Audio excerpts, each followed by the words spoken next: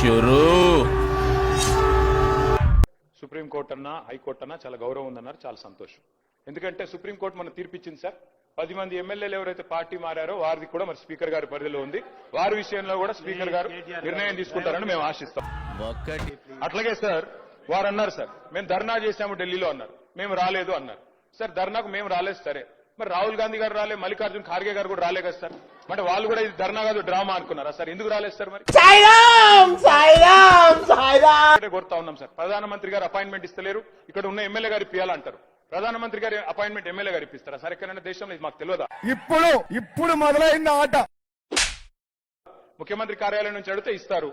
52 సార్లు ఢిల్లీకి పోయినారు ముఖ్యమంత్రి గారు, 52 సార్లు పోయినారు. 20 నెలల రికార్డు సార్ ఇది. ప్రధానమంత్రి గారు అపాయింట్మెంట్ ఇస్తలేడు అంటున్నారు ముఖ్యమంత్రి గారు. ఎందుకు ఇస్తలేడు సార్ అపాయింట్మెంట్? ముఖ్యమంత్రి గారు స్వయంగా చెప్తున్నారు బహిరంగ వేదికల మీద, ఢిల్లీలో అపాయింట్మెంట్లు ఇస్తలేరు, ఇస్తే చెప్పులు ఎత్తుకపోతారేమో అని చూస్తున్నారు అంటున్నారు. ఇట్లా మాట్లాడిన అపాయింట్మెంట్లు వస్తాయా సార్? సురుకు. ఇవాళ ముఖ్యమంత్రి గారు కూడా చిత్తశుద్ధి ఉంటే సార్ వారు కూడా డిసిషన్ తీసుకోవాలా, చెప్పాలా. మరి బీసీ బిల్లు సాధించడో ఢిల్లీకి హైదరాబాద్ రానని చెప్పి అక్కడే కూర్చోమనండి, జంతర్ మంతర్లో ఆమరణ దీక్ష చేయమనండి. మేము వద్దుంటున్నామా సార్?